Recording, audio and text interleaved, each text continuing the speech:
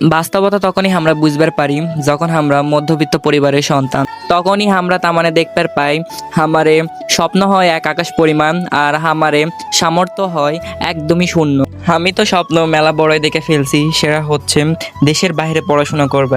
আর তার জন্যেই আমার প্রাণের প্রিয় রাজশাহী ছেড়ে চলে আসছি ঢাকা। আমরা এটা ভালো করে জানি বিদেশে উচ্চশিক্ষা গ্রহণের জন্য ইংরেজিটা কত গুরুত্বপূর্ণ। আর আমি তাই আইএলস করার জন্যে খুঁজতে খুঁজতে ঢাকাতে চলে আসছি মেন্টরসের একটা ব্রাঞ্চে। আর অবশ্যই তোমরা জানাবে আইএলস করার জন্যে কোন কোচিং সবচাইতে ভালো হবে। যদিও আমি এটি ভর্তি হয়নি, শুধু ইনফরমেশন নিয়ে চলে আসছি। আর তোমরা অবশ্যই জানাবেন কোন কোচিং সবচাইতে ভালো হবে, কারণ আমি যেহেতু নতুন কিছুই জানি না তেমন। ওটি তো আরও ভিডিও করার ইচ্ছা ছিল, কিন্তু ভিডিও করা হয়নি কারণ ওরা বলেছে ভাই এটি ভিডিও করা যাবে না। তারপর আমি আর ভাইয়া মিলে চলে আনু বড় লোকের শপিং করার জায়গা। যদিও আমি মধ্যবিত্ত, এটি শপিং করা আমার সাজে না। ইনশাল্লাহ আমিও একদিন বড় লোক হয়ে এটা শপিং করে তোমারও ভিডিও করে দেখামো আর তোমারও কিছু কিছু গিফট করবো, বুঝলেন? তোমরা দোয়া করে। বসুন্ধরাতে যাওয়ার মূল উদ্দেশ্য আসলে মূলত আইফোন দেখা।